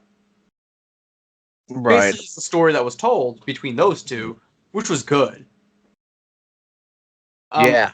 Avalon, I'm a huge fan of losing too, because you kind of get behind that, like, damn, underdog. Come on, man, come on, get that one win, they get that off your chest and all. They tried to do that with MVP and all, and it kind of didn't work for MVP. If you remember back in like the early 2000s, after he lost the U.S. title, he was on like that downhill thing where like he lost his entrance and lost his jewelry and all this other stuff because he couldn't get a win. Weird. Yeah, I didn't like that. Yeah, no. So yeah, backstage segment. All it is Jungle Boy and Dax Harwood are getting into it. We're getting a singles match between them. Okay. Cool. Next week. Nice. Next match is Jon Moxley versus Nick Koromoto. No. Camarado. That's how you pronounce it.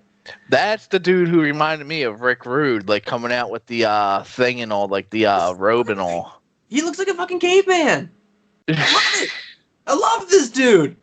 I saw him at Dark like the night before, and I was just like, this guy's incredible. And then like I see him against Moxley, and I'm like it was a pretty quick match. But he got in some great offense. Yeah. This guy looks awesome and wild. I love him. Yeah. I love him already. Yeah, I'm a huge fan of him, and I just laid eyes on him the first time on, Wednesday. He was apparently in NXT. I don't remember him in NXT. They let him go when they let go of a bunch of people, and WWE picked him up. AEW picked him up like right away, and I don't blame them, man. This guy is neither do I. Yeah, he's bigger than Moxley. Like that, he's bigger than Moxley. Like that's we get a weird backstage segment with Eddie Kingston and Lance Archer, where I guess they're gonna have a match next week too. Oh yeah, and Jake comes in and all, and like there's that whole big fiasco and all. Jake the Snake kind of shouldn't be there anymore, in my opinion. Either like I don't know, man. He was cool at the beginning, but now I'm like, okay, I'm good. He can go. Personally, he doesn't do it. I mean, I understand where you're coming from with that, because it's more so like he's in the way than helping out. Get people over. So I understand where you're coming with that. Yeah. But it's always good to have Jake the Snake there, and I'm going to explain why, in my opinion. Because when you have a backstage segment, he's the best person to have for promos, for an absolute fact. Like, nobody can do it better than him. Like, even though, like, he's got the graspy voice now and all you got to do is just, listen to him. Just be like, I don't quite understand, but you know what? I kind of want to tune in to see what you mean, with the Archer match. He sounds like that rambling grandpa that just on the on his veranda in the rocking chair, and I'm like, yep, whatever. Yeah, that's nice, grandpa. Yep. You want some water? like I don't. I mean, I personally look at it differently. Yeah, I look at it completely differently. Plus, I'm a huge, old school fan too. So with Jake the Snake being there, so yes, having him backstage to help people with promos, yes. Sometimes he shows his old man rambliness a little too much in his promos. Although I will be honest, like I think the best promo he cut in AEW was the one where he cut on Cody, saying, he doesn't want the whole pie, he just wants the piece of Cody's pie, or whatever he said. I'm just like, Jesus, like he still got it. We also get a little backstage segment where Omega sees Callus's face. And like it's obviously makeup, but they did a decent job with it. And Omega is like losing it when he finds out it was the Bucks. Right? Then we get a match that is Matt Sydal and Top Flight versus Hardy Party. Right. Oh, this is where Private Party turned heel, because they beat the hell out of the chairs. That's awesome. Yeah, this is they really like that all heel. Yeah. It's great. Like there was a couple of sloppy moments in the match from the 4 younger members. They were going pretty quick.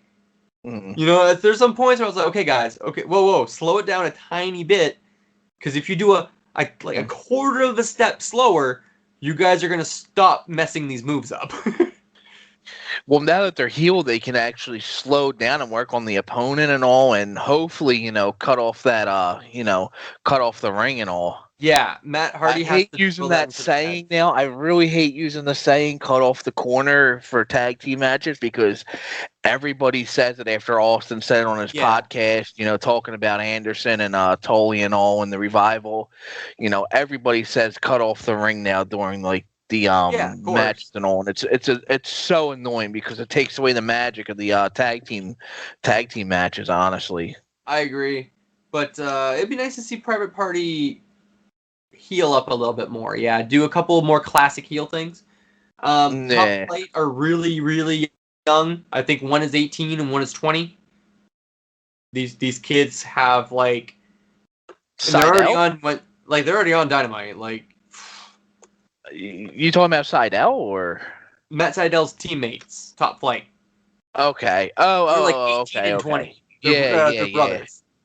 Yeah, those guys are like they got a bright future ahead of them. That's for sure. But like I said, they got to slow it down a tiny bit. They were a little too excited tonight. We get a little promo where MJF is trying to mend bridges with the rest of Inner Circle. Okay. And like Sammy gets in his face. Sammy Guevara is the only one who doesn't trust MJF at this point. Everybody else trusts MJ. Everybody else in Inner Circle trusts MJF to an extent. And I'm like, okay. Why? I don't know. Match number 5 is this was supposed to be Layla Hirsch versus Nyla Rose, but Nyla Rose has come into contact with somebody who tested positive for COVID, so she won't be there for the next little while. Okay. So they replaced That's terrible. Yeah, it's terrible, and I hope everybody's okay. Yeah. But at least she did the responsible thing, and like she's not coming to work. Right. So they put Penelope Ford in it instead. Yeah, I saw that. I'm a huge fan of the Penelope, like the heel Penelope Ford. Yes. Huge fan. Huge fan of that. Yeah. But in my opinion, this match showed one of her weak points. She's not as good with working with some of the more inexperienced girls. That's one of her weaknesses. Mm. She's not as good as leading a match. Well, that's because she's new herself, and still exactly. She still has that greenish herself. However, you give her time, a year, 2 years down the line, and all. This conversation is going to be completely different. Being like, yeah, Penelope Ford took charge, and the match was incredible. People are saying to put the title on her, and that's my reason why I'm saying no. Over Blake? People are saying put the title on Penelope Ford, from like Sheeta. The women's AEW women's title. Not yet. She's not there yet. That's a too sooner. Yeah. That's a way too sooner. But this match, the match itself was pretty good. First of all, Layla Hirsch is 4'11". Yeah. So the top rope is like at her forehead. Yeah. It's like, wow, it was insane. I just had to see it, first of all. But really the story of the match was that Chucky T is now Charles Taylor. Mm-hmm. Miro has him wearing a suit because he's his young boy. His manservant. And like after the match, we get them in ring where Miro's doing this little promo. And Orange Cassidy was sitting in the crowd watching the match the entire time. Yeah. And he's like, tell Orange that I'm your best friend now. And like Chuck Taylor, man, I don't know where this guy goes to reach emotion, but like legitimately it looked like a kid telling his dog to like run away in the woods because he can't take care of him anymore. You know what I mean? Like, be free. Like, that. Like, Chuck Taylor had that look on his face, man. Like almost a single tear. What the hell was like the Air Bud, right? When like he takes him off on the boat, and just like go, and then gets back on the boat and whatnot. And he's just up, Miro's my best friend now. And that's all he says. It's so fast, really low. Miro's my best friend now. And that's all it is. And he can't even look at Orange in the eyes. And like, I don't know, like this segment was like that shouldn't have been good. But Chuck Taylor is so good that he made it good. Yeah. And so Orange Cassidy leaves all sad, walks away from the crowd. I saw that part too. Well, that's cool. It's a good story to be told because it's going to come down to Miro versus Cassidy, and Cassidy will probably end up winning, and Chucky will be all happy and all again. But then right there, boom! Like he turns on Cassidy and all, and get the big, the weddings big in 2 heel weeks. pop. Kip and Penelope's wedding's in 2 weeks, so we'll see. That's when it's all going to explode, right? So right.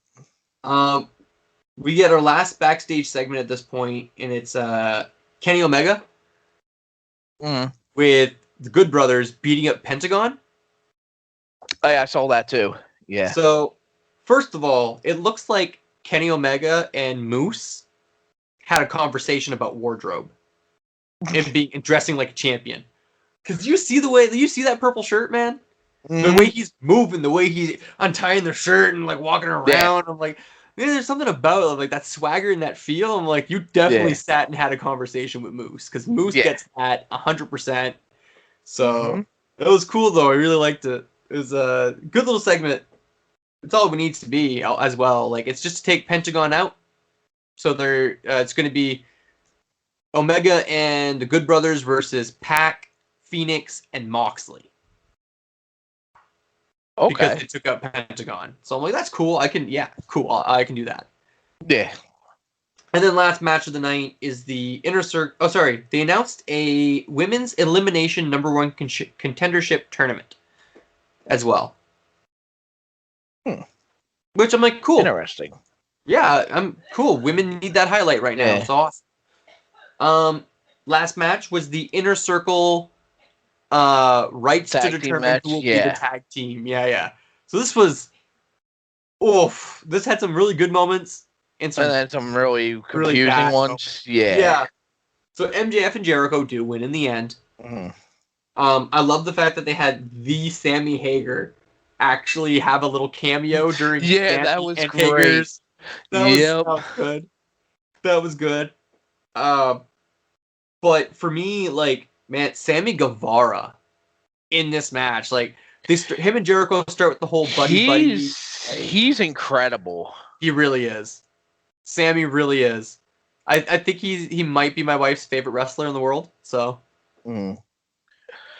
And I mean, he's definitely up there for me because he's got it all. He's got everything: the mic skills, the wrestling technique to back. He's just got it all. He's got the entire total package, and for being so young too. Yeah, him and Jericho do the whole little back and forth sportsmanship style stuff at first. Shake hands, buddy, and then Jericho puts him in a wrist lock. He does a bunch of flips to get out of the wrist lock, gets cocky and because he's Sammy, so he gets a little cocky, and Jericho, out of reflex, just slaps him in the face. I love it because it's the moment Jericho's wrist gets twisted, just a little bit. It's when he does it. You could tell it's pure reflex, right? And that's when Sammy's just like, well, screw you too then. And they go into it, yeah.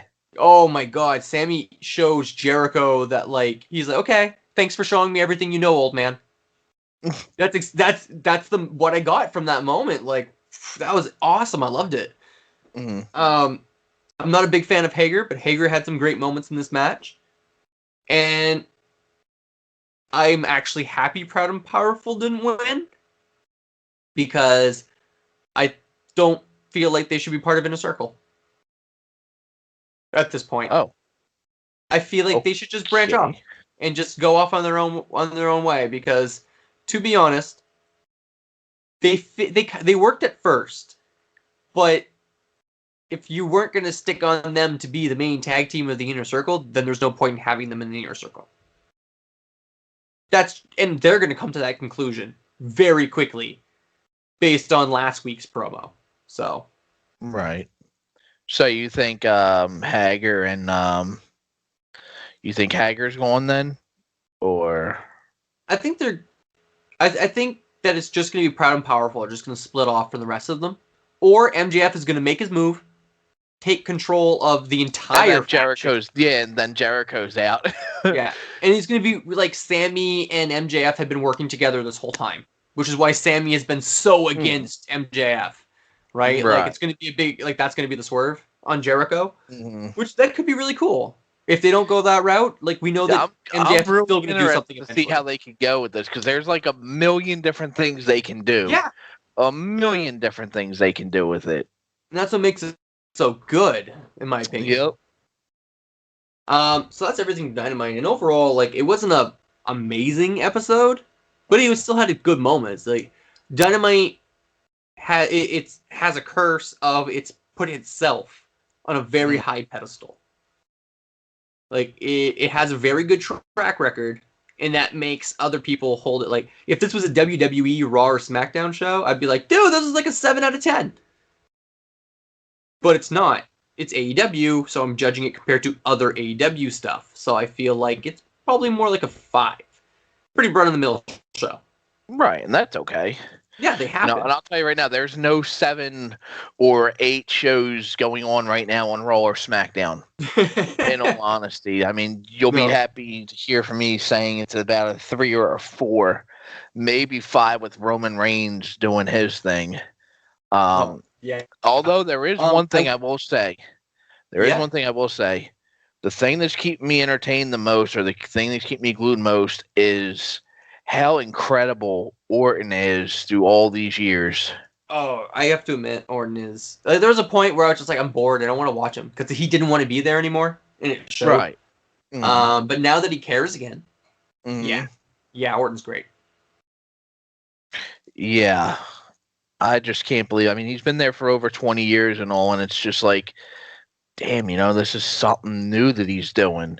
Same character, same tone and all. Just something new. I don't know how the guy does it. He just does it every single time. He needs to do something new. And if he needs to do something old too, he'll bring out that Legend Killer thing. It'll be something completely different. When he redid the Legend Killer gimmick earlier this year, it was really cool. Like, I loved the Evolution era of Raw. That's when I came really, like, that was the peak of my fandom as a kid, right? Okay. So, like, that era is very important to me. It holds a lot to me. So seeing the Legend Killer gimmick again come back now that he is a legend, I was like, yeah, that's so cool. Man, like Edge coming back, the whole story between those two was really fun at first. Like I hope Edge comes back soon to do some more. He'll probably cool come back at the Rumble this year because I think he's been cleared now since his bicep injury at SummerSlam.